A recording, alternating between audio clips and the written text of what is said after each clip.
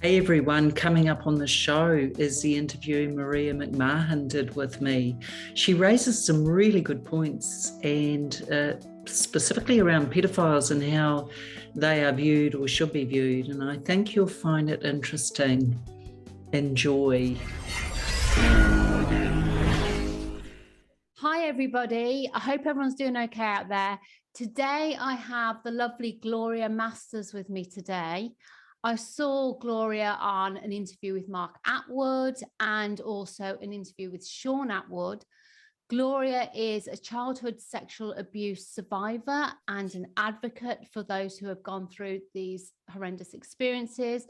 And she is also an author and very articulate, a very brave and courageous, lovely lady who I'm really pleased to have with us. So, Gloria, would you like to start by telling us your story? What happened to you as a little girl? Sure. Sure. But hey, first of all, thank you, Maria, for doing this. Really appreciate this. Having a platform, we don't know who's listening and how many people get help through hearing one voice. And hey, if even one survivor manages to talk to one other person, well, isn't that just beautiful? So, yeah, yes, thank it you. is. And also should just say before Gloria does tell us her story, just a quick trigger warning to anybody out there who is a survivor of CSA. We are going to be discussing some difficult things, very difficult subjects. So just to prepare you for that. So if that's not something you feel up to today, you can pass this one off or watch it another time when you feel up to it. Awesome. Okay, so Gloria, would you like to sort of give us a little bit of background and tell us a bit about your story? Sure. So I was born into child sex slavery. I was born in 1960 in Auckland, New Zealand, and I was the youngest daughter. My family were Catholic, and we went to church every Sunday. But the other part of my father, who I call the monster, was also a prolific pedophile, had a massive pedophile ring, which was linked into several entities within New Zealand and actually out across the world. I starred in over 100 pornographic movies. They were filmed on projectors because back in those days you didn't have video cameras. Mm-hmm. But the police assure me they're out there somewhere. I also was trained by my paternal grandmother and one of my father's sisters in the art of seduction and prostitution, and that was from the age of 5. So my first serious prostitution began at the age of 6, but prior to that I'd been leased out to extended family and other pedophiles. This went on until I was 16 years of age. I tried to take my own life 3 times at the age of 11 and 12. And it was complete and utter hell. How I got through is really why I wrote the book, because yes, it's been a horrific time, Maria, as you would appreciate. But really the story to me is the power of the human spirit to overcome. Yeah. And so that's what I've been able to do many, many decades later, lots of hard work later. Yeah. So after going through an absolutely horrific childhood, and I should say at this point that Gloria has written a book which I read to prepare for the interview called On Angel's Wings. And this book is available on Amazon and probably on your website as well, is it, Gloria? gloriamasters.com. Okay, yes. so I'll put a link to that below. Yeah.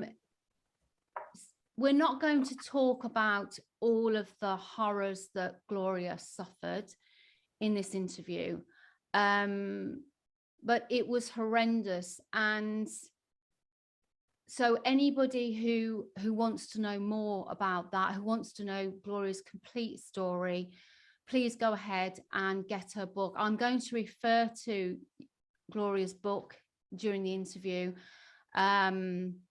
But yeah, it's a brilliant book. It is a difficult read, very compelling read. And I think such an important book, Gloria, to have documented your story so clearly and in such a relatable way, and not just for other survivors who may find your book validating. They may in some way find it comforting to know that they're not alone and that you got through, and that you are sitting here today, happy, healthy, glowing, you know, and as an advocate for them, because it's such an incredibly difficult journey, isn't it? Well, it's incomprehensible to most people because, Maria, I work on the theory that most people are good. We all have good in us. And so for those of us out there, including your beautiful survivors, male and female, hello from New Zealand, kia ora. But what I just want to say is this, you know, it's incomprehensible because you're good people. So it wouldn't cross your mind to even commit one of those atrocities on a small, innocent child, actually, and to be groomed from birth into child sex slavery. Incredible. And, you know, the reason for me doing this, Maria, thank you for alluding to it, is because I want to do two things, really. I want to highlight to the world that actually up to 1 in 3 adults, up to 1 in 3, just breathe and take those numbers in, across the world have suffered some form of child sexual abuse. Do you know that is a horrendous, staggering amount, and yet the silence is deafening? Yeah, it is. And I'm here to say, I'm going to speak out, I'm going to advocate, I'm going to support, because guys, I believe you, I hear you, I stand with you. And what happened to you should never have happened. So that's my number one reason. Because it's time, actually. It's time for this to be time out, you know.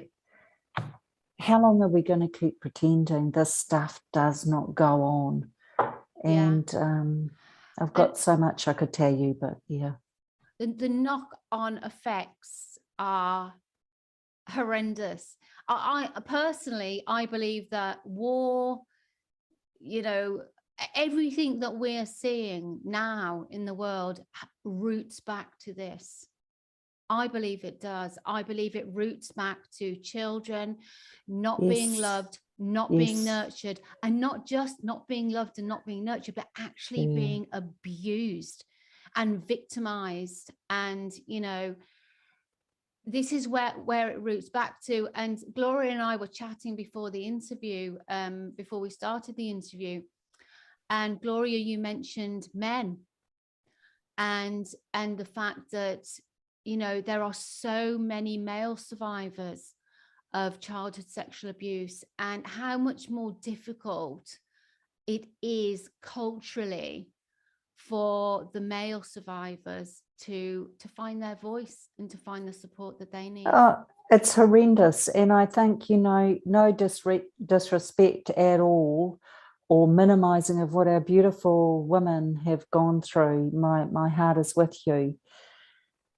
I think culturally, you're absolutely right, Maria. For men, they were, from the time they were born, boys were conditioned to boys don't cry, don't show emotion. It's wrong to to kind of shed the sad stuff or share it.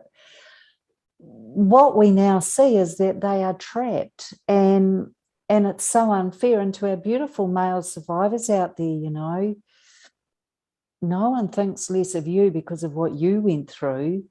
The difficulty is that because it's hard for you to find your voice, it means that the ongoing impact, as Maria said, is much harder. So let me give you some stats. In New Zealand, up to and over 50% of suicides are directly related back to this childhood sexual abuse. Yeah. But wait, there's more. Over 90% of addictions in our country, and I suspect globally, are related to childhood trauma, shock, horror, usually including child sexual abuse. That's over 95%. But wait, there's more.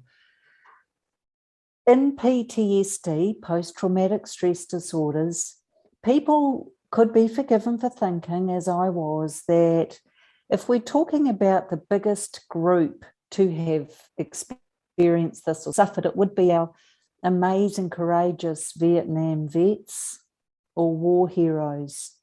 Wrong. Over 70% of sufferers of PTSD are survivors of child sexual abuse. Yeah. Now, I've only named 3 impacts.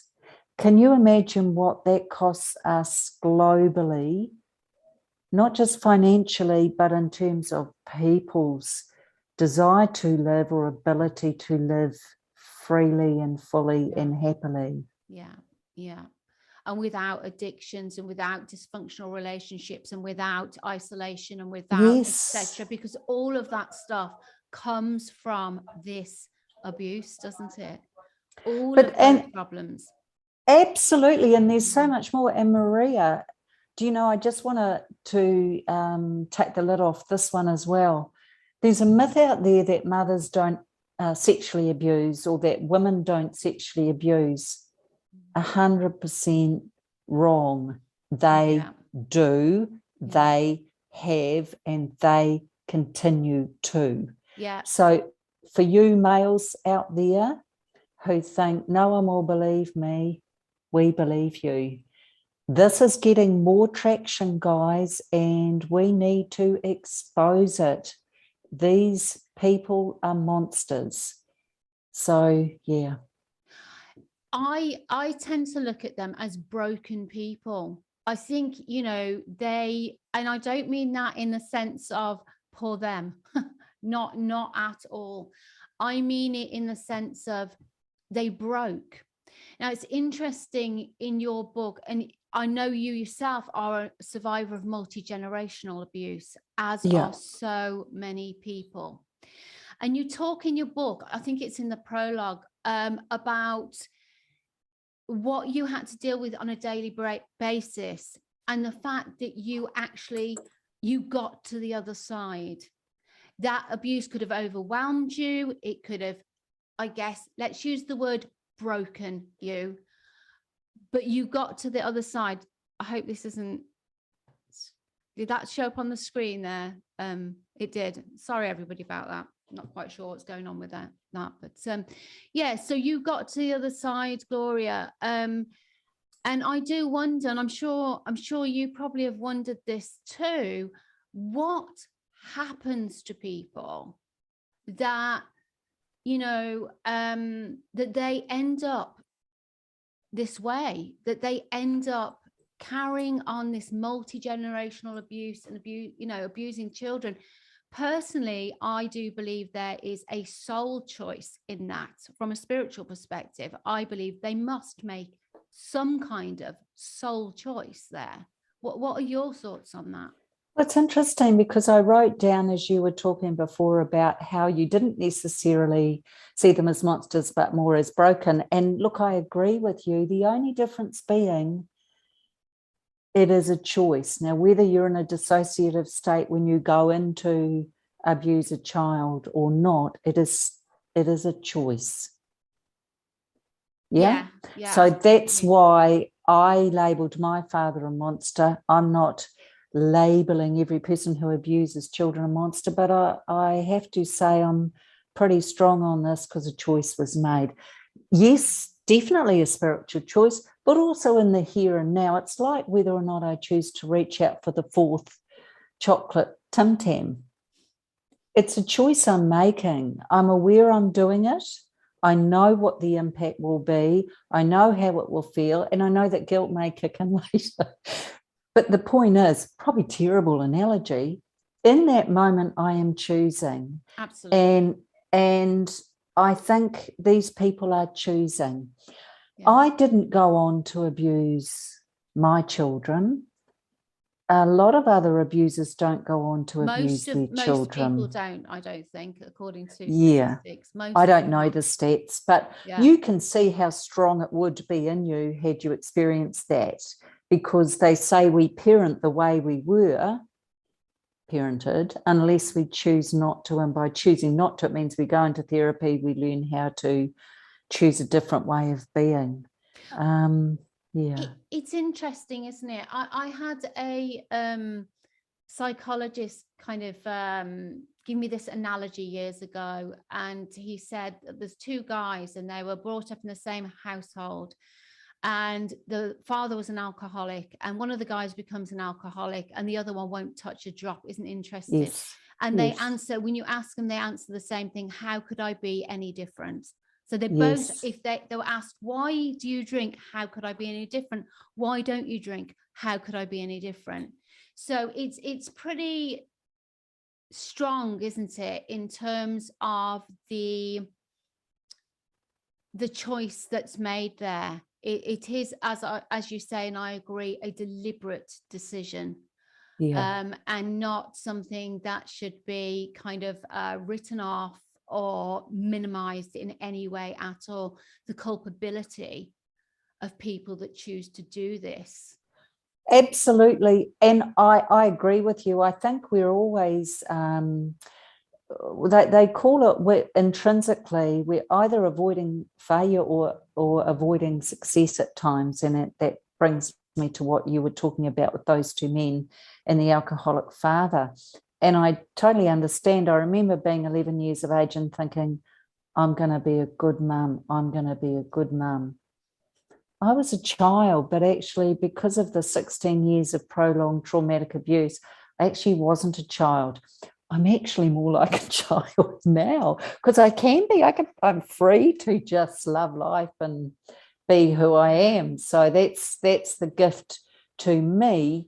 But I don't want to minimize for your survivors out there how hard the journey is and what it takes to get there. I guess I'm just holding up a light, guys, and saying, hey, if I can get through, you can too.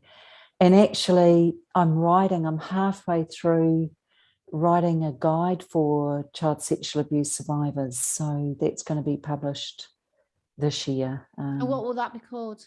What you call? Oh, well, it's a flight path to healing. Right. Okay. A guide for child sexual abuse survivors. And why am I writing this? Because I've been asked how I managed to get through and be who I am today, but also because I know what it takes. I know how it feels.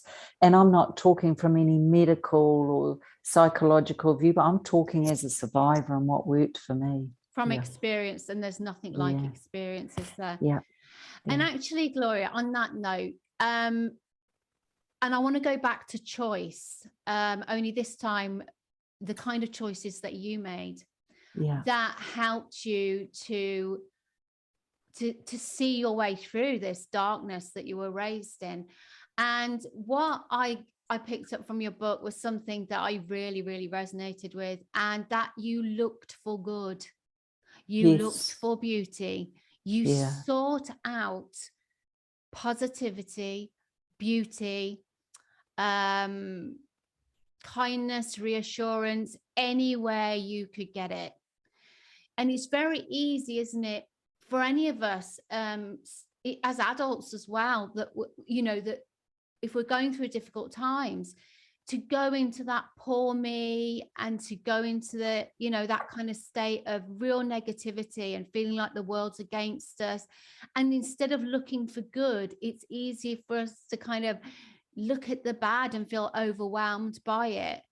But you had the perceptiveness as a child and the kind of foresight to look for that good and to hold on to that. And I think that is key, not only in, because these are sort of like pearls from the dark, aren't they, really, Gloria? You know, they're kind of so important. They're guides for life, whether you're trying to get through the level of darkness that you were faced with, or even just living life. They're good, you know, it's good advice, isn't it? Look for the good, keep your eyes on the good and focus on that and hold that in your heart.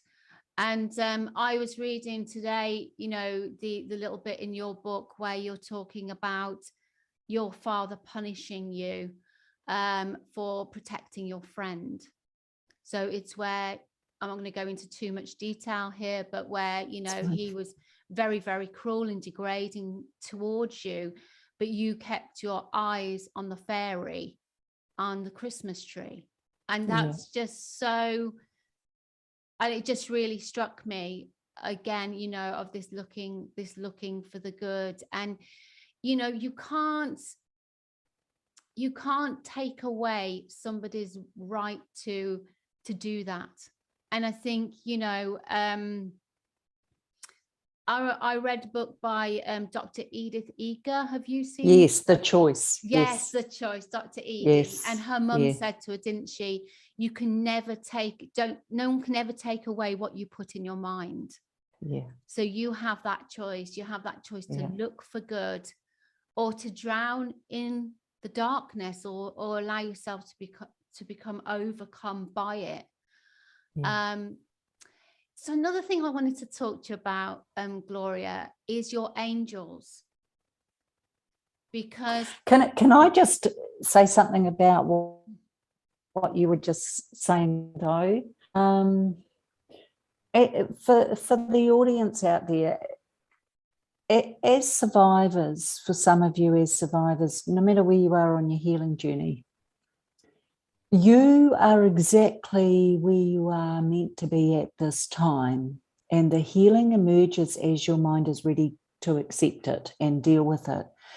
But the choices you make are what you're needing to make, and there is no competition, and there is no finish line, and there is no, how come she got to do it so easily? I truly believe that any little thing that you manage to do for you to feel better through the recovery of this, or whatever you had to do as a child to try and manage this, I applaud you. And I'm even talking about those maladaptive behaviours, because in a way they got you through and they helped protect your mind. So I guess I just wanted to say that. Thanks, Gloria. That's so important. Okay, so Gloria, you just said about people being exactly where they should be on their healing journey, and that our minds protect us. And also you said about, don't feel like, perhaps you're not healing as well as this person or that person, and comparing yourself, because that's just such a good point, Gloria, because to look at you and to hear you, no one would know, no one would have the faintest idea what you've gone through. And even reading your book, which in and of itself would shock a lot of people, it would really shock a lot of people. I know that that's not the full story. That's not all of it. That's just as much as you could, or you decided to put into a book, or this book. Could write. Yes. I think, Maria, the interesting thing is this. You will have read at the beginning of the book that this is not designed to shock people or bring people down. Actually, the opposite is true. I'm trying to expose something here, which is that this is huge across the world globally. I call it the silent endemic. I've never seen such quietness around an issue, and it's because it was through such holes in our society and it shut down. No one like me is. In New Zealand, they're not interested in me telling my story. In the UK and in the States, they love me and they want me on, and they want to interview and they want to know. In New Zealand, not so much. So we're very good at sweeping things under the rug and not exposing. But the point is this: why should we keep carrying the shame? Because there's three things that happen. One is this begins in secrecy, the child sexual abuse. The silence is ensured when the pedophile or the abuser threatens us or our family or our pets if we ever speak. And then the shame is what keeps us or renders us absolutely incapacitated to ever speak out. And that's why I call the channel I run, Maria, Handing the Shame Back. And the reason I do that is because that's what we do every time we share it with one person, even quietly, or an interview like you and I now. We're handing the shame back to where it belongs, the abusers. Yeah, absolutely. Yeah. And, you know, and for them to deal with or not. Yes. But, yes. you know, and that's the thing I think that people perhaps don't realize, or that it's difficult to get across, is that it is possible to do that. It is possible to unburden yourself. It can feel like such a incredibly almost impossible thing at times, can't it, for people? And I think but I think there's a reason for that, Maria. Sorry to cut you off. I think there's a reason it feels almost impossible, because think about this. We were children when this happened. When we even think about it, we're transported straight back into feeling like children. Mm-hmm. Can you see how big this is? Yeah, absolutely. I wrote a blog on this actually called Courage. And for your listeners out there, go to the website gloriamasters.com and have a look at the blogs, because I'm writing as a survivor, and I liken speaking out to jumping off a tall building with no parachute. Yeah. It's enormous for people, and we don't want to minimize that. But all I guess I'm trying to say is, even if one survivor out there whispers in one person's ear, you're handing the shame back, and I applaud you. Why? Because the shame doesn't belong to you. Let's start handing it back. And the other thing, Gloria, I was just thinking when you were talking then as well, is that while people are in shame, they can't connect. And they can't, anybody who's carrying an awful lot of shame cannot connect with themselves properly, and they can't connect with another person properly, because the shame is like a shield. It's sort of like it blinds a person from their good. It stops a person from perceiving the good inside themselves, and it stops a person from connecting to another person in an open and loving way, doesn't it? Yeah. Shame is so incredibly disabling. Yeah. Shame takes the gold every time. Yeah. This is the biggest silent endemic from the abuse, survivor's perspective. Shame shuts us down and keeps us quiet. The average age across the world for survivors to speak, 52. Right. Now, can you imagine the decades of trauma these beautiful people have had to carry for decades and decades and decades because of the shame? So Gloria, for you, what can you sort of describe just briefly how you began to shed the shame, how you began to work with that and deal with that, and anything that helped you along the way with that. Yeah, look, it's been a huge process, and please, don't look at me and think I've got it all sorted. No, not at all. I'm still finding my way through.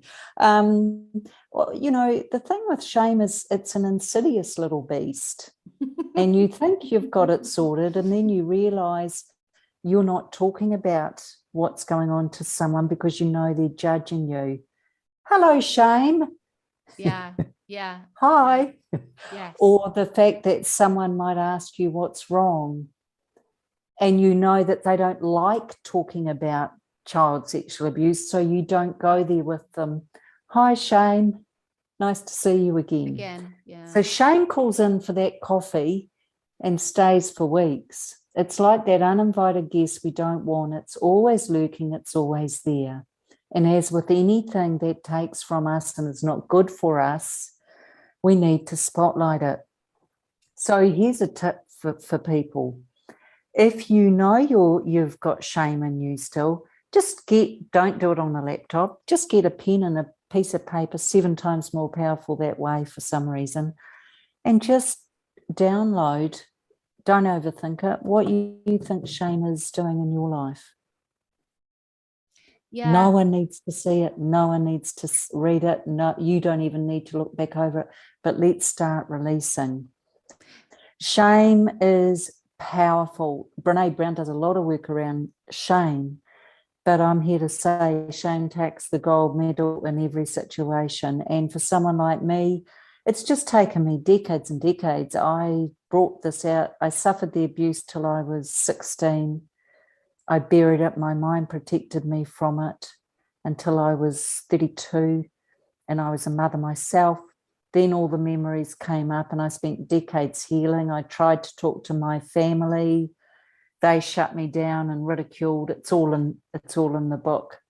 And they managed to keep me shamed around this. And then finally, the shame finally broke through for me at 57 when I started writing the book and becoming a lot more vocal. And now I think I'm pretty well there.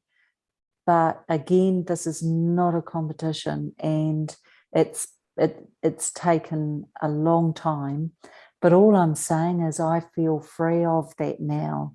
Yeah. Yes. Yeah. It's other people that struggle with this topic, not me. So it leads me to another point, Maria.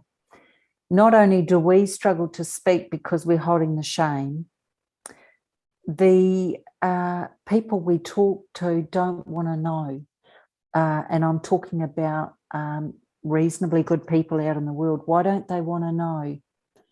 They don't want to know because it's uncomfortable, for first. And second, they don't want to believe it's going on. And third, they don't know what to say. So it's a real cycle of silence and shame and don't speak of it. But in the meantime, the one up to 1 and 3 is still happening today. And I will never stop speaking about it. And someone said to me, do you have to keep talking about child sexual abuse? And I said, it might be your child or grandchild I save one day. Yes, I will keep speaking. I mean, it's huge. And I think, you highlight in your book the losses as well that you have, incurred personally through holding on to your truth. Yes. Including your relationships with, your family, your siblings. These are no small things. These are no small things, are they? No. No. To have to deal with. But would you talk about what you've gained? What you've gained from dealing with this and being, what have you gained? I feel light. I feel free. I feel I have the power of my angels behind me. I feel joyful.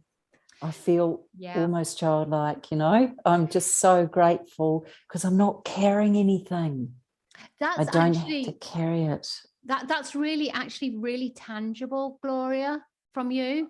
That lightness, that radiance, it's tangible.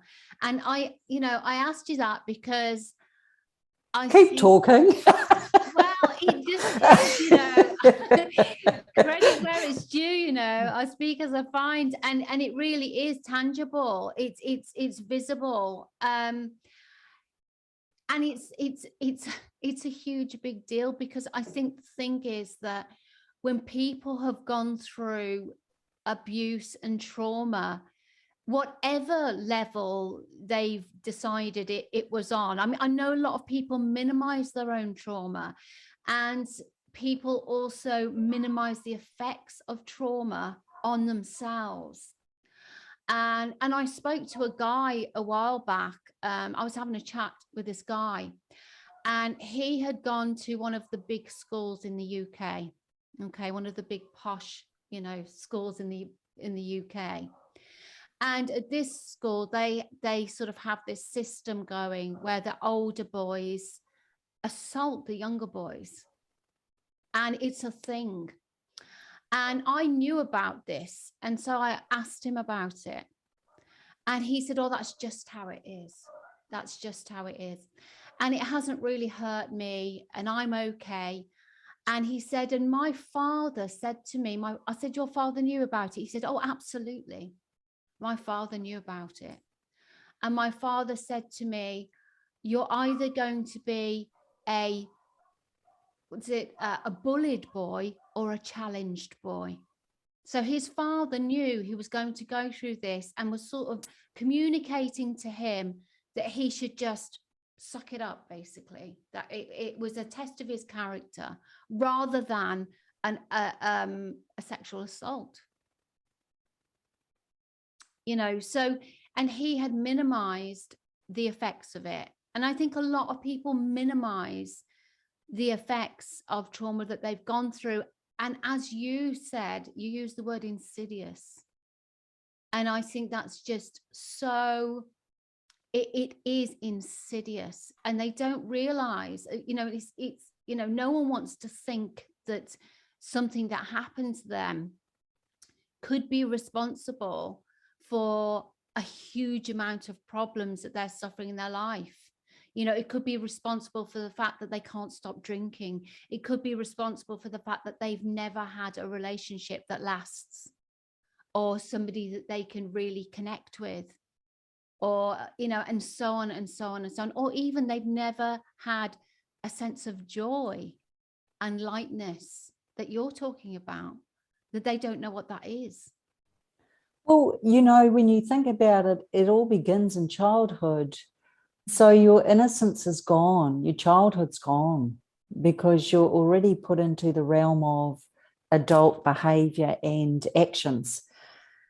It's very hard to maintain a childlike innocence or belief in magic, isn't it, when that's going on? So I think for people out there, I totally understand that. And what you're referring to really is our enablers, and that poor man's father was definitely an enabler. Mm-hmm. We're learning more and more through things that are being exposed in our country alone, let alone yours, that, there were people that knew of horrendous mm-hmm. abuse. We've got a school here called Dilworth School.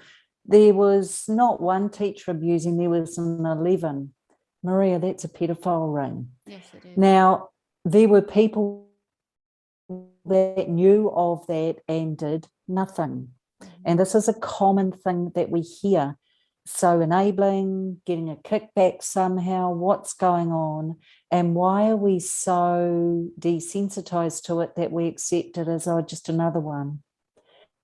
We've got carnage everywhere because people have lost their ability to feel joy or light or happiness or whatever you wish it to be known as. And I'm here to say, guys, one little baby step at a time, and I'm putting it all in the guide. But I think it may just help people out there. you know, we don't need big, you know, clinical documents or diatribes. We need practical, down-to-earth, standard, stable, try this, do that. Absolutely. Because we're Absolutely. stuck, we're stuck. And the other thing I want to bring up is, because this all happens in childhood, very hard for people to find their voice, because, as we know, they're transported back into that feeling and phase.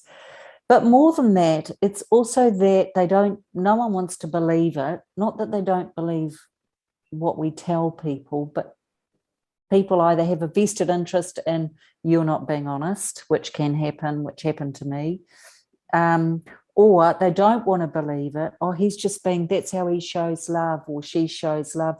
Really? No. And then you have enablers who think, well, if I say to this child in front of me, I'm so sorry that's happening, let's take it to the police, then I'm complicit in it because I knew of it. So there's a lot of gatekeepers around this, Maria, and there's a lot of people across the world who just need to look in the mirror, because the person you're really accountable to is the person you're seeing. And karma can be absolutely. Something that speaking of enablers, I noticed in your book that you talk about your memories being repressed, hidden away, so that you could survive. Yes. And that you were in your 30s before they started to kind of come up. And I've heard this many, many, many times from survivors of severe trauma and abuse. Something that the False Memory Society have done a tremendous, they put in a huge effort, haven't they, to discredit survivors of trauma and abuse. Even, you know, defending abusers in court, and so on and so on, using this whole false memory thing as a well, you know, as a sort of a way of discrediting survivors. So we've seen this an awful lot, and yet soldiers who go to war are at their PTSD and their lack of memory for what happened due to traumatic defense of their mind is accepted, no problem. Yeah.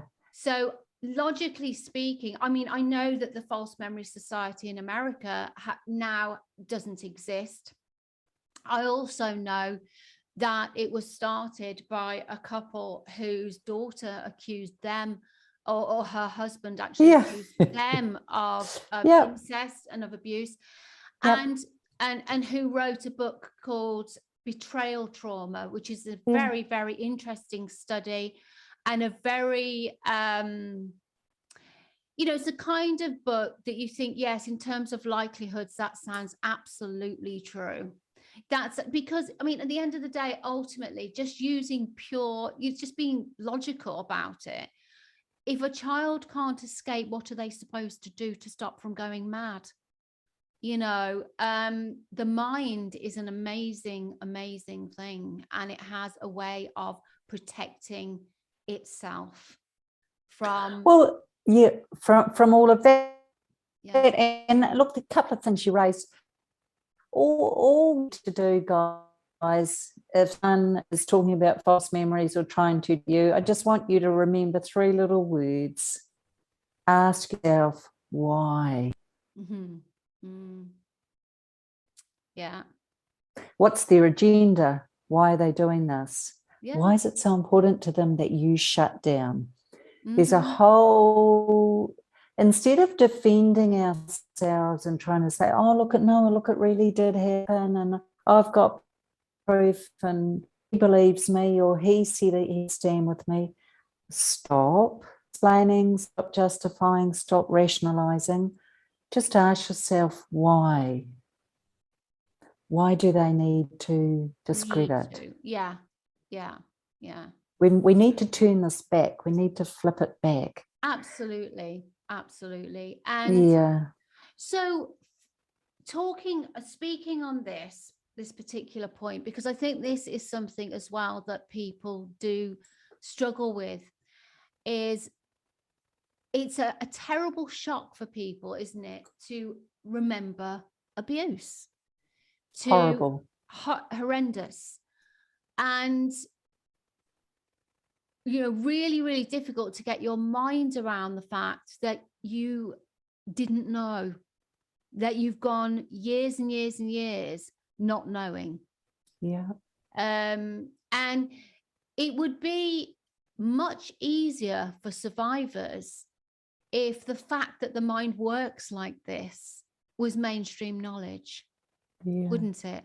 The fact that our minds do protect us like this was a mainstream knowledge. But it is in a way, and we need to give voice to that, and I agree with you. It is in a way, because look, if you have an accident, a bad accident, you will not remember this accident for a little while. And the reason you won't is because your mind is protecting you. Child sexual abuse is no different. Our mind protects us, which is why we don't always remember for months, years, or decades. Yeah. So absolutely. The mind is a gift, and we're very lucky. But the point is this, again, ask yourself why. Yeah.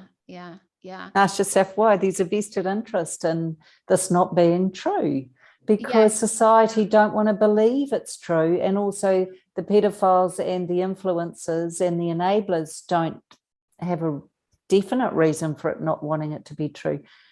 There is more money made globally for child sex trafficking, human trafficking, than there is in any other industry in the world. So does that answer, ask yourself why? Oh yeah, absolutely. Yeah, it does. Well, that's in my humble opinion, but look, this is big. This is bigger than we realize. People say to me, we're at war. Look, I'm never going to go to war. What I will do is I won't fight against it, but I will stand for what I believe.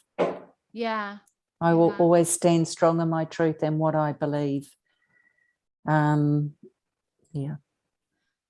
It's just absolutely crazy, isn't it? And because the other thing is, I mean, the majority of people aren't abusers. They're not. I know. If they would only take their hands off their ears, and also, I don't know, it's a difficult situation, isn't it? But well, because it's really hard.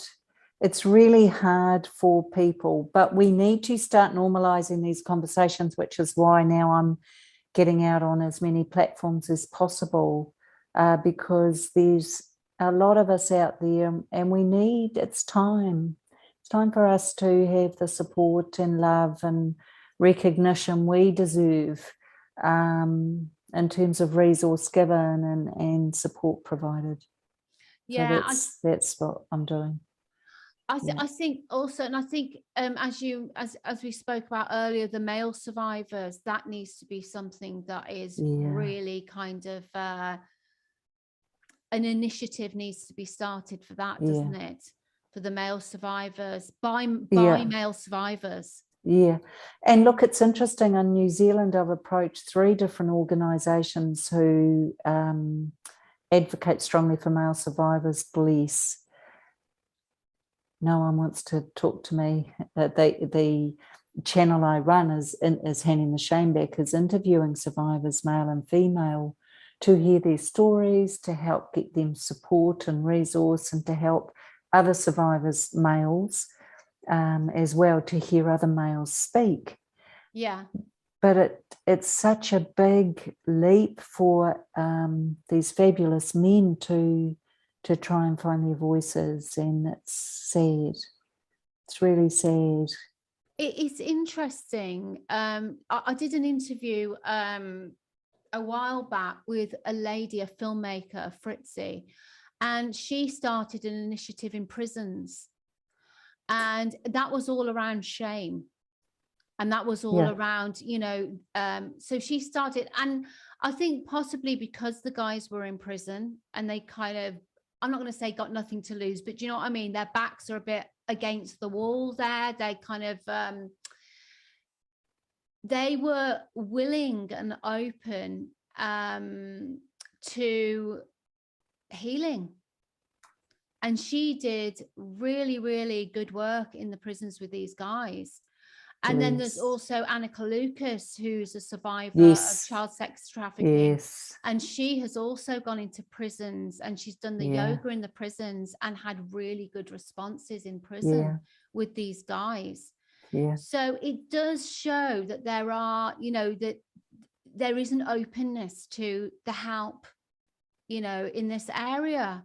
And we need this. We need to promote this. And I guess, you know, amazing people step forward and offer this help. And you yourself, Maria, having someone like me on your platform is really powerful as well, because we don't know who's going to see this, listen to this, share this, and it might save a few survivors from descending or spiraling down. Can I just say, because I can see that, you know, time is not our friend, can I just say that the book on angels wings, of course I chose that as a title, but the subtitle is My Flight from Trauma to Grace, because do you know how many books are out there titled on angels wings? Many. So the subtitle, My Flight from Trauma to Grace, is important if people want to have a look, I think. And I also want to, good on you. And look, the other thing is that, you know, at the end of the day, people do the best they can with what they know, and I believe that. So what we have to do is give them more to know, so that they can do the best with that. I think that's I think that's really important.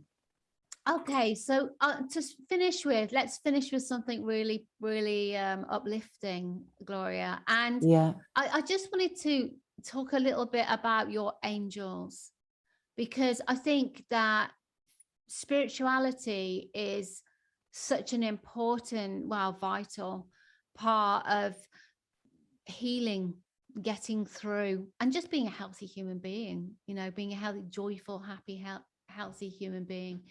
So for you, Gloria, could you kind of like talk a little bit more about your angels? I listened to your podcast on balance today, and you finished that with saying something along the lines of, if you knew what your angels thought of you, if you knew how they felt about you, you would be delighted. If you saw yourself the way your angels did, you wouldn't stop smiling. That's it, exactly. So could you kind of talk a little bit more about that, about your angels? Yes, certainly. So from the time I was very little, probably 3, I remember being, you know, horrendously punished and abused, etc. And out of the corner of my eye, I could see little white wings and little baby angels sort of hovering around, and it distracted me from the terror and the fear. And so I felt their presence, and I felt they wanted me to join in, so I did. And I think throughout those 16 years, they were with me.